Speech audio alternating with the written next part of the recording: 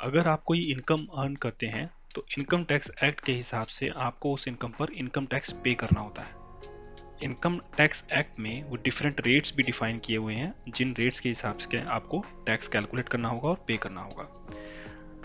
Example के लिए अगर हम मान लेते हैं कि आप इंडिविजुअल हैं और आपकी एज 60 ईयर्स या उससे कम है, आप सीनियर सिटीजन या सुपर सीनियर सिटीजन नहीं है, देन जिन रेट्स पे आपको टैक्स पे करना होगा वो रेट्स इस टेबल में दिए हुए हैं। अगर आपकी इनकम 2.5 लाख तक है तो आपको उस पर जीरो टैक्स पे करना होगा। अगर आपकी इनकम 2.5 लाख से 5 लाख के बीच में है तो उस पर आपको 5% के हिसाब से टैक्स देना होगा। अगर आपकी इनकम 5 लाख से 10 लाख के बीच में है देन आपको 20% का टैक्स देना होगा, और 10 लाख से ज़्यादा अगर आपकी इनकम है तो उस एडिशनल इनकम पर आपको 30% का टैक्स देना होगा। बट आपने सुना होगा कि आप कुछ डिफरेंट फाइनेंशियल एडवाइजर्स हैं या कंसल्टेंट्स हैं, या मे बी आप आपके अपने चार्टर्ड अकाउंटेंट से आपने सुना होगा कि आपकी इनकम एक्चुअली 2.5 लाख तक नहीं बल्कि 5 लाख तक एग्जम्प्ट होती है। अगर आपकी इनकम 5 लाख रुपए तक है तो आपको उस पर कोई टैक्स पे नहीं करना होगा। अब हमारे सामने दो व्यूज हैं। एक, इनकम टैक्स एक्ट के हिसाब से आपको 2.5 लाख तक की इनकम पे कोई टैक्स नहीं देना है, और दूसरा जो आप सुनने में आता है आपको कि 5 लाख तक की इनकम पे कोई टैक्स पे नहीं करना है। अब एक्चुअल में इनमें से क्या सच है, कितनी इनकम आपकी एग्जैक्टली टैक्स फ्री है, 2.5 लाख तक या 5 लाख तक? आज इस वीडियो में हम इसी के ऊपर डिटेल में डिस्कशन करते हैं।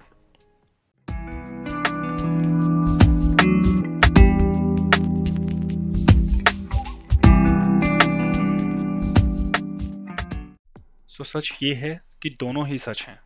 थोड़ा कंफ्यूजिंग साउंड कर रहा है, राइट? तो चलिए इसको थोड़ा डिटेल में देखते हैं।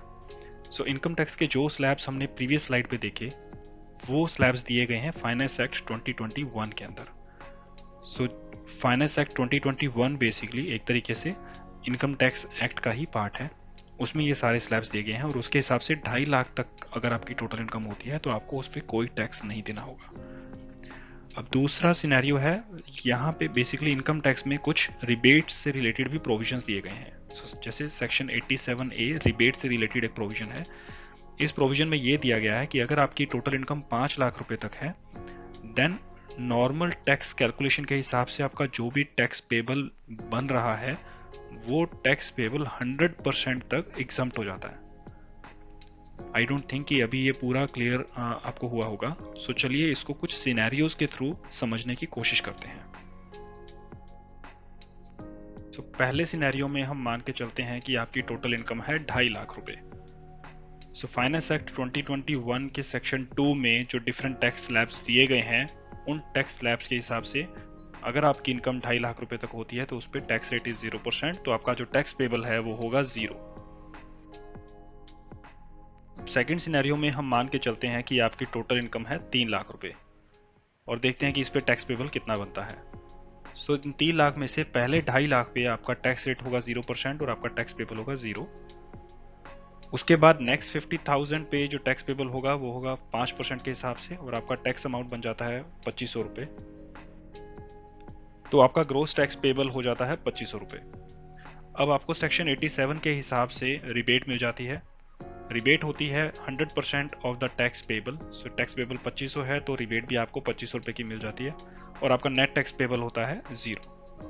अब हम देखते हैं third scenario. Third scenario second scenario से मिलता जुलता ही है, एक्सेप्ट कि इसमें हमने टोटल इनकम 5 लाख अज्यूम की है।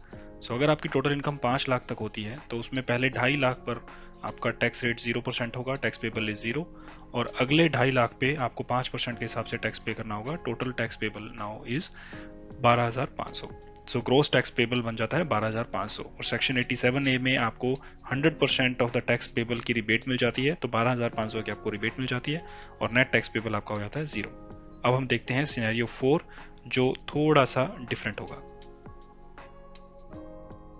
सिनेरियो 4 में हम मान के चलते हैं कि आपकी टोटल इनकम है 5 लाख रुपए, जिसमें नॉर्मल इनकम है 3 लाख रुपए और 2 लाख रुपए का है लॉन्ग टर्म कैपिटल गेन जो कि आपको मिला है इक्विटी शेयर बेचने पे या फिर इक्विटी ओरिएंटेड म्यूचुअल फंड की यूनिट्स बेचने पे।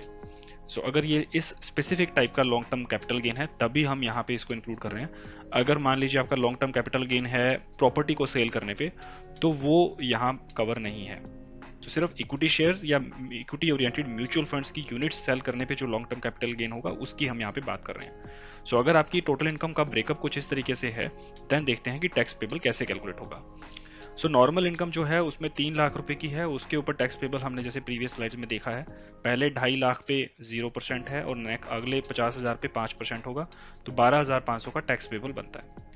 अब बात आती है LTCG की।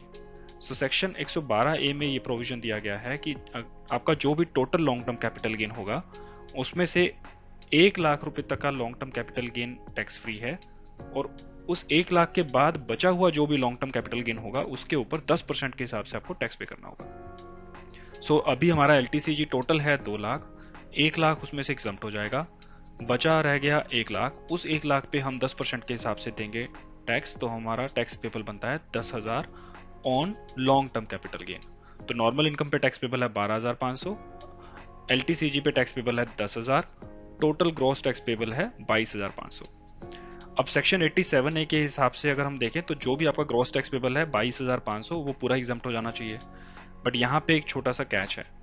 सेक्शन 112A जिसमें basically long term capital gain के ऊपर टैक्स कैसे लगाना है उन सब के बारे में प्रोविजंस दिए गए हैं, उसके सबसेक्शन 6 में ये लिखा गया है कि अगर आपके टोटल टैक्स पेबल में नॉर्मल टैक्स भी है और LTCG अगेन मैं बता दूं आपको, यहाँ पे हम इक्विटी और म्यूचुअल फंड वाला LTCG की बात कर रहे हैं, प्रॉपर्टी वाला LTCG उसकी बात नहीं कर रहे हैं।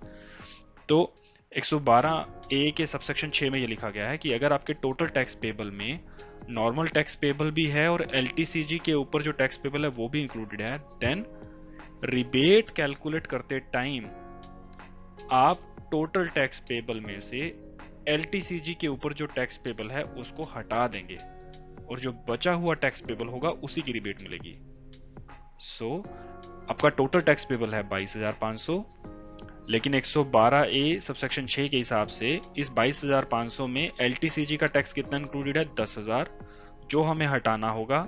इसको हटाने के बाद बचा हुआ टैक्स पेबल कितना रह जाता है 12,500, उसकी रिबेट अब हमें यहाँ पे मिलेगी 12,500। तो टोटल में से 12,500 की रिबेट मिल गई और बचा हुआ टैक्स पेबल जो है वो 10,000 रह गया। तो ये एक बड़ा ही एक्सेप्शनल सा सिनेरियो है।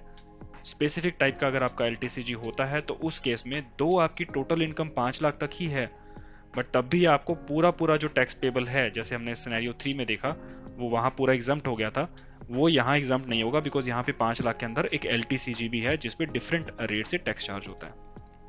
सो होपफुली अब तक जो भी हमने डिस्कशन की है उससे आपको ये बिल्कुल क्लियर हो गया होगा कि अगर आपकी टोटल इनकम 5 लाख तक है और उस 5 लाख तक की इनकम में कोई भी LTCG ऐसा इंक्लूडेड नहीं है जो कि इक्विटी शेयर को बेचने से आया हो या फिर जो इक्विटी ओरिएंटेड म्यूचुअल फंड की यूनिट्स को सेल करने से आया हो, देन आपका पूरा टैक्स पेबल ही रिबेट में क्लेम कर सकते हो, जो कि उस केस में आपका पूरा डिडक्टेबल होगा।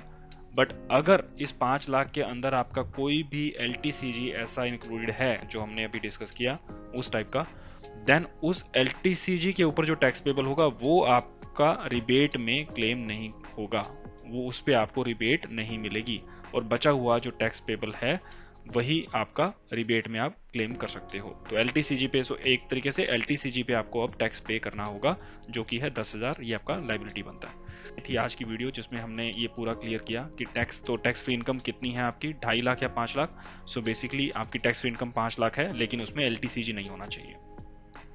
वीडियो अच्छी लगी तो प्लीज़ इस वीडियो को लाइक कीजिए, शेयर कीजिए, कमेंट करके मुझे बताइए आपको क्या अच्छा लगा और क्या बुरा लगा, और डेफिनेटली इस चैनल को सब्सक्राइब भी कीजिए ताकि फ्यूचर में जो भी वीडियोस मैं अपलोड करूंगा उसका नोटिफिकेशन आपको मिलता रहे। आज के लिए इस वीडियो में इतना ही, मिलते हैं नेक्स्ट वीडियो में, तब तक के लिए गुड बाय।